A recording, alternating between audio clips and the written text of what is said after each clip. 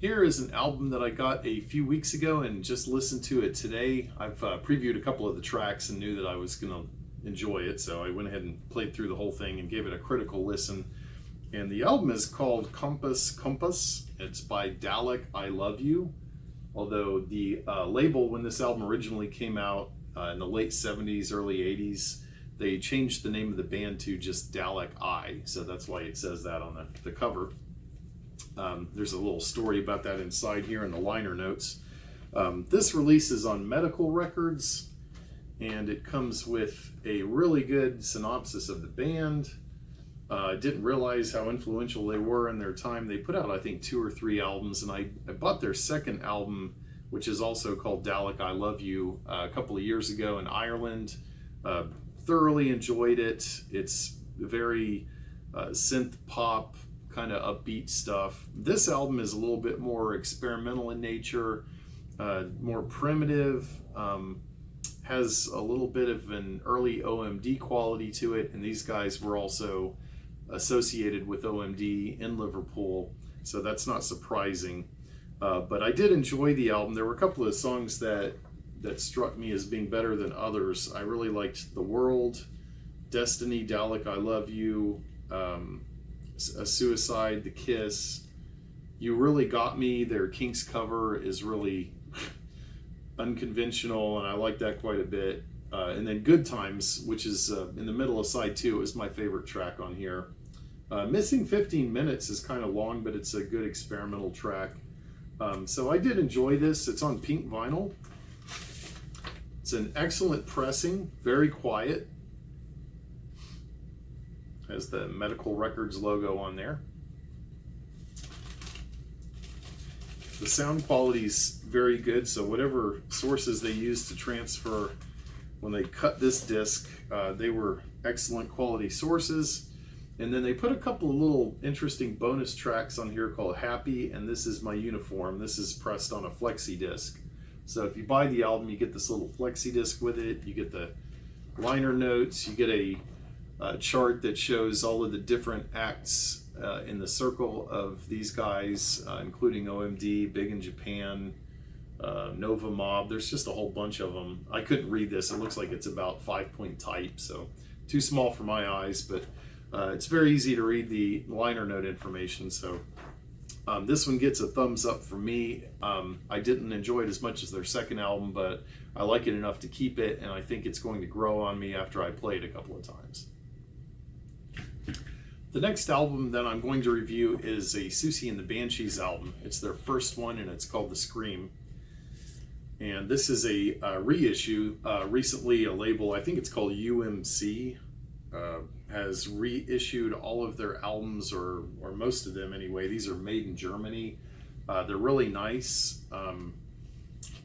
Cover art looks like it's faithfully reproduced. This is the second one in the series that I bought. I had also bought A Kiss in the Dream House recently, and I was really impressed with the quality on that release.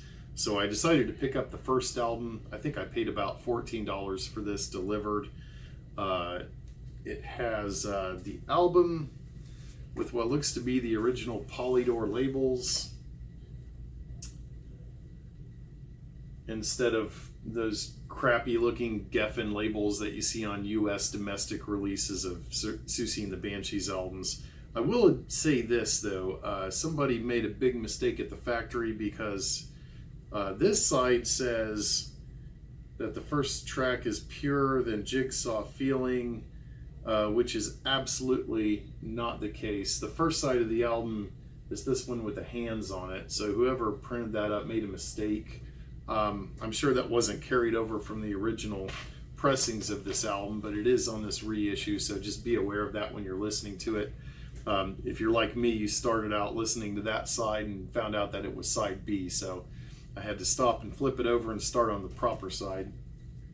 Anyway, it does come in this nice little die-cut interlined sleeve. And then, of course, you also get the original inner sleeve with the lyrics if you just want to use that one. So my impressions of this album, not having heard it before, I wasn't sure what to expect, and I think it sounds like a band that's just starting out, that's pretty well formed, has a lot of themes already in place and ideas musically, and they're not perfectly executed. Sometimes the music is a little bit repetitive. There's always a good energy in most of these songs.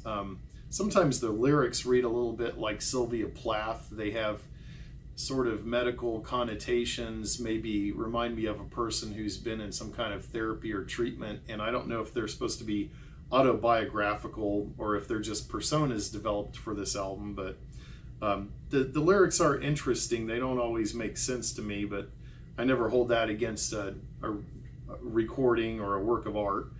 I always basically judge it on whether or not I feel like I would play it again and whether I really dug the music. In this case, I would say I was a little bit lukewarm towards this album. I did listen to it twice, once through headphones and once over the near field speakers. And it's worth keeping. It's an interesting debut. Of course, that's always overshadowed by what I know the band did later, so it's kind of hard for me, I guess, to really put this album within the context of its time. Although, if I think of other bands from around the time period that had debuts, like the album I reviewed earlier, Dalek I Love You, or Echo and the Bunnymen Crocodiles, or the first album by The Sound, it's not as impressive as those achievements. However, it is definitely an album worth owning, and if you're a Siouxsie and the Banshees fan, I guess you really can't complete your collection without it. So I hope that made some sense to you guys, but those are my impressions of the Scream.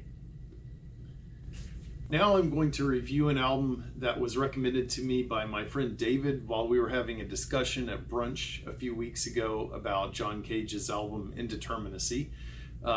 When I described that album to him and we were talking about it, he said that I might enjoy this album by a band called The Books, called French Elevator Music and Other Oddities by The Books, which looks like this. I did go out and pick up a copy. First off, I must say that, this type of music is right up my alley. It's not the most coherent presentation of songs that I've ever seen, but everything does, it's definitely worthwhile, and I found quite a few songs on here that I put on my personal vacation jukebox, which is sort of a flash drive with a bunch of random songs that I like to play while I'm driving around or whatever. So yeah, I found this copy. This is actually a limited edition pressing. It's on swirled blue and clear marble vinyl. Both discs look like this. The first side, disc 1, side 1, is the album proper, which was also released on CD, but album sides 2, 3, and 4 are all non-CD and non-LP tracks. Well, not non-LP, but non-CD tracks anyway. And I would say that the music is very eclectic. On disc 1, there's a lot of found sound collage and audio snippets, sometimes with music, sometimes without.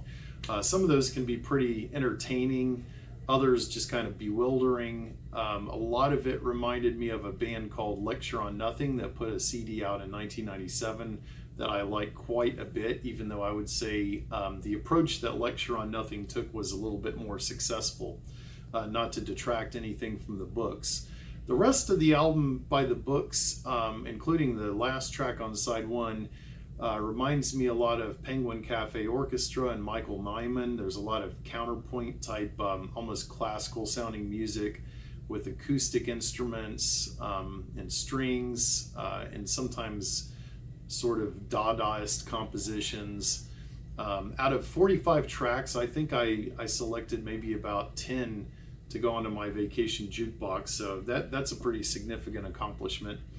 I did want to mention that side C on this pressing has a skip on track 10, and there might be a skip or a glitch on track 12. And I went on Discogs and noticed that somebody else who bought a copy of this album had the same problem. So caveat emptor if you buy this on vinyl.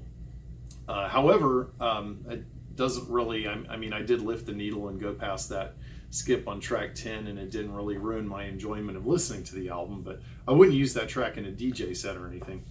Some other things that came with the album are an ad for a Zamuto release.